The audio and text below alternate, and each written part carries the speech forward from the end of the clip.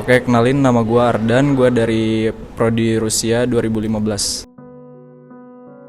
Menurut gue sastra Rusia itu yang jelas salah satu program studi yang ada di FIB. Di sastra Rusia sendiri itu cuma ada program reguler, jadi di kita itu nggak punya program paralel kayak jurusan-jurusan sastra lainnya. Kemudian menurut gue juga sastra Rusia itu merupakan salah satu jurusan yang eksklusif karena hanya ada di 2 universitas di seluruh Indonesia, yaitu di UI dan di Unpad. Dosen di sastra Rusia menurut gue asik-asik sih. Yang jelas kadang ada beberapa yang emang gak se-strict di jurusan sastra lainnya. Menurut gue kayak mereka juga kalau masalah nilai juga gak pelit-pelit banget sama nilai. Terus banyak yang objektif, ada juga yang emang kadang datang ke kelas ngasih tugas, kemudian ya udah cuma gitu aja. Ya kadang-kadang ada yang kayak gitu, tapi kadang-kadang emang ada dosen yang rajin banget, terutama dosen-dosen yang masih muda gitu. Presentasinya sih berimbang sih kalau sekarang antara dosen muda sama dosen yang udah senior. Perbedaan dosen muda sama dosen senior sih menurut gua kayak dosen muda mungkin lebih detail, lebih kritis dibandingkan dosen-dosen yang emang udah senior gitu. Kadang-kadang kan misalkan kalau dosen senior udah banyak kegiatan juga di luar kampus, jadi ya itu tadi kadang datang ke kelas ngasih tugas, kemudian udah. Kadang juga ada yang mungkin dosen yang menurut gua agak nyebelin, terutama kalau misalkan udah menjelang-jelang hari-hari UTS. Kadang-kadang cuma tanpa bilang mau UTS, tahu-tahu hari H itu tiba-tiba UTS aja gitu. Menurut gua pertemuan di sastra Rusia sendiri sih kita kenal tagline kompak, solid, gak jijik-jijian gitu. Jadi kalau misalkan soal peer group sih mungkin menurut gua di setiap jurusan atau di setiap fakultas itu ada. Cuma kalau di sastra Rusia sendiri kalau misalkan ada acara jurusan atau apa pasti semuanya dilibatin gitu. Presentasi cewek dan maksudnya presentasi mahasiswa sama mahasiswinya itu menurut gua berimbang sih, kayak cowok mungkin ada sekitar 40% dan cewek mahasiswinya itu sekitar 60%-an lah gitu. Kadang dari pengalaman pribadi sendiri sih, misalkan ada suatu materi yang emang bener-bener gak gue tahu, pasti gue tanyain ke teman-teman gue yang emang udah istilahnya udah ahli lah di mata kuliah itu. Jadi ngebaur aja sih kalau misalkan, apalagi kalau misalkan udah mau UTS, mau UAS gitu. Kadang kita belajar bareng gitu. Gak ada senioritas juga di jurusan gue. Contohnya kalau misalkan pinjem buku deh, kadang gue juga gak sungkan buat pinjem buku atau misalkan nanya materi yang gak gue tahu ke senior kayak gitu. Ataupun kadang misalkan ada junior yang minta bantuan ke gue, ya gue welcome aja sih. Di sastra Rusia sebenarnya ada 3 lingkup bidang ya secara garis besar, yaitu linguistik, kebudayaan sama sejarah. Jadi di linguistik itu pas semester 1 kita itu belajar kayak pengantar linguistik Rusia.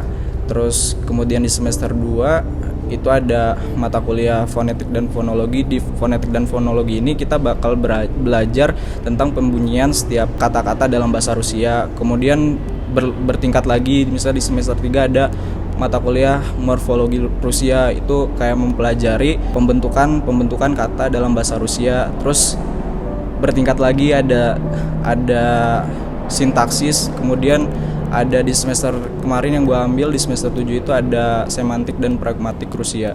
Kalau lingkup kayak kewilayahan kita bakal belajar kayak contohnya pengantar kesenian Rusia, terus ada dimulai awal terbentuknya Rusia sampai sekarang dari awal terbentuknya Federasi Rusia, terus kemudian zaman kekaisaran, terus sama zaman Uni Soviet juga kita pelajarin itu.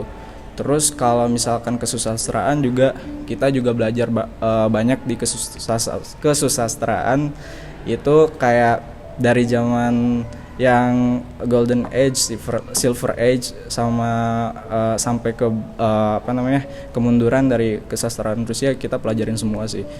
Kalau misalkan bahasa jelas ya, karena kita anak sastra, jadi di sini kita juga belajar bahasa Rusia juga.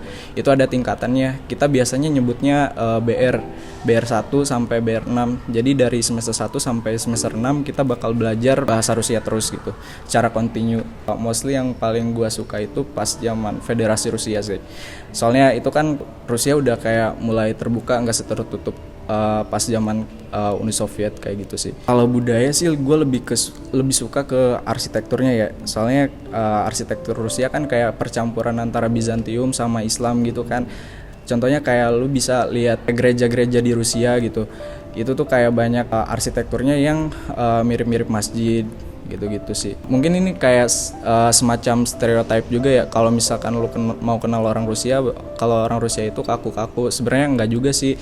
Itu gue juga punya pengalaman pas gue zaman-zaman semester 1, gue punya banyak teman-teman gitu ya, even secara online gitu, dan mereka cukup baik-baik sih. Maksudnya ketika lu berusaha buat mengenal dia, ya dia pasti bakal bantu, terutama kalau misalkan gue nanya masalah pelajaran gitu kan.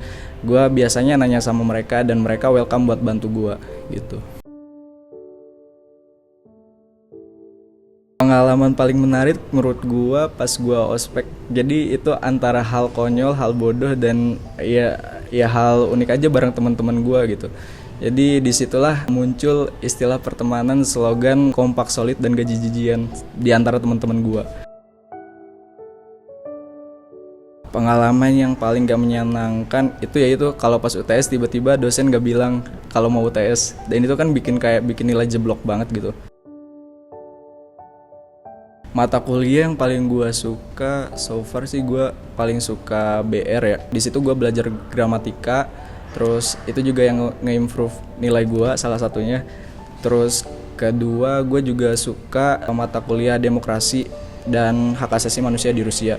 Itu emang benar-benar ngebahas gimana si Federasi Rusia yang sekarang ini ngejalanin demokrasinya, dan dia kayak punya ciri demokrasinya sendiri gitu. Gue dari situ gue juga tahu gimana pemerintah Rusia memperlakukan masyarakatnya. Mata kuliah yang paling gak gue suka itu linguistika ya deh. Soalnya itu kayak sulit banget gak sih, kalau terlalu banyak hafalan, terus kayak teknis banget, matematis lah. Kalau mungkin bagi orang anak-anak eksakta gitu, kayak eksaktanya di FIB gitu. Jadi itu sulit aja buat gue. Bahasa Rusia relatif sih menurut gue ya. Kalau bagi gue sendiri pas awal-awal gue kan belajar dari nol banget ya. Jadi gue sama sekali nggak tahu bahasa Rusia. Itu pas awal-awal emang karena hurufnya kebalik-balik gitu. Jadi gue harus hafal dulu semua hurufnya, 33 huruf Sirilik gue hafalin dulu.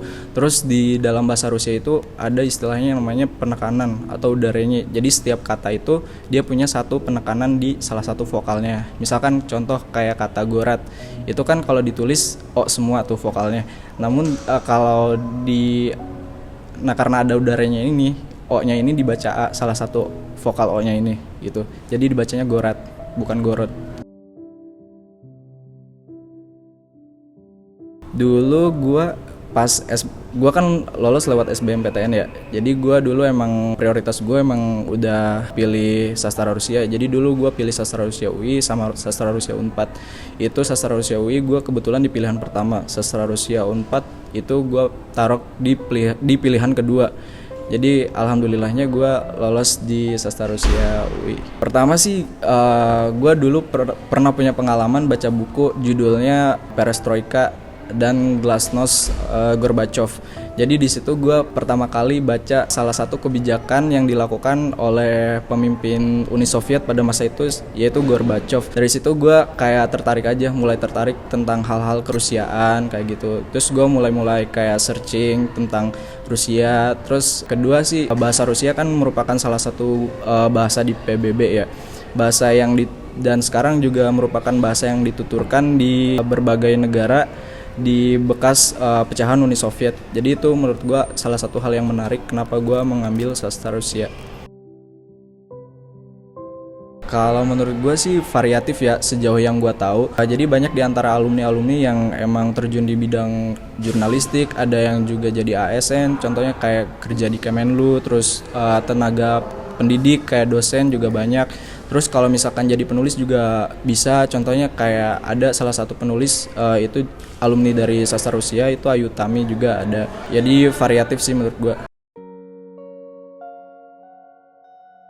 Yang jelas kalau kemampuan yang gue dapet setelah belajar di sastra Rusia ini, yang jelas minimal lu harus tahu secara tekstual ya. Kemudian juga gue ngerasa setelah belajar di sastra Rusia, gue bisa mengembangkan critical thinking yang diajarin sama dosen-dosen, karena di kita itu banyak sekali tugas-tugas yang mengutamakan pembuatan paper, research, kayak gitu-gitu sih. Pesan gua bagi teman-teman nih, terutama teman-teman SMA yang mau pilih sastra Rusia, jangan takut buat milih sastra Rusia, apalagi bagi kalian yang belum menguasai bahasa Rusia sendiri, karena gue juga belajar dari nol dan pasti kalian juga bakal diajarin dari nol sama dosen sendiri gitu. Jadi pesan dari gua sih, pilih jurusan yang emang jadi prioritas kalian sesuai minat bakat kalian. Soalnya kalau misalkan lu pilih jurusan yang sesuai minat bakat, gue yakin lu bakal ngejalaninnya dengan mudah sih. Ya ada sih di program studi gue, kebetulan dari Kaprodi itu melakukan kerjasama antara sastra Rusia UI dengan beberapa universitas di Rusia. Itu ada kebetulan kemarin juga ada beberapa teman gue yang dikirim, ini kayak semacam student exchange gitulah, dikirim ke Rusia buat belajar di Rusia selama 1 semester gitu. Kebetulan semester kemarin itu dikirim ke MGU, itu kayak Universitas Negeri Moskow, setiap tahun itu dibuka. Jadi kalau misalkan kalian pengen pergi ke Rusia, jadi bisalah pilih program studi Rusia gitu. Udah Cibam, spasiba, dasvidanya.